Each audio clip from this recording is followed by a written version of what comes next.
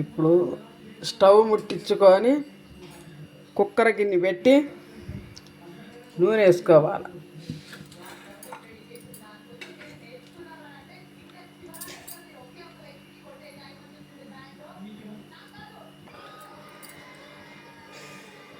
టమాటా, ఉల్లిపాయ, పచ్చిమిర్చి కోసి పెట్టుకొని వేసేయాలి.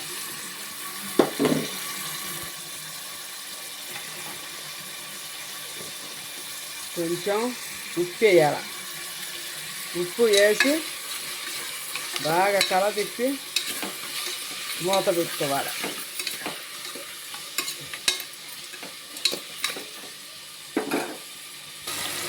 ఇప్పుడు బాగా వేగిపోయింది కాబట్టి అల్లం వెల్లుల్లి పేస్టు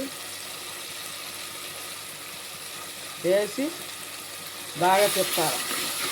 కొంచెంసేపు మగ్గనివ్వాలి. అల్లం వెల్లుల్లి పేస్ట్ బాగా వేగినాక కొంచెం పసుపు వేసుకొని మళ్ళీ తిప్పాలి. మళ్ళీ కలదిప్పాలి. కలదిప్పినాక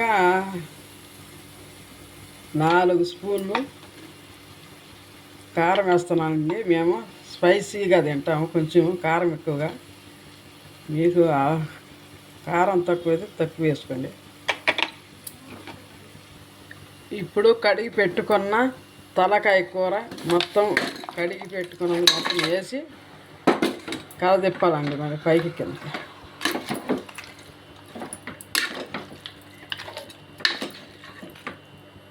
ఉడికిన తర్వాత ఈ మసాలా వేయాలండి. అన్ని ధనియాలు, జీలకర్ర, చెక్క, లవంగ అన్నీ వేపి మిక్సీ పెట్టిన మసాలా వేసి మళ్ళీ తిప్పి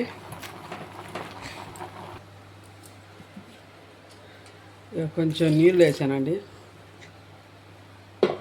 మసాలా నీళ్ళు వేసి తిప్పి కుక్కర్ పెట్టి మూత పెట్టి ఇలా 5 విజిల్ రావాలండి.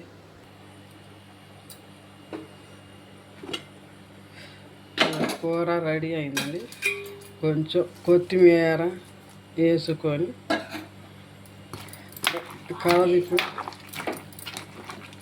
కలదిప్పి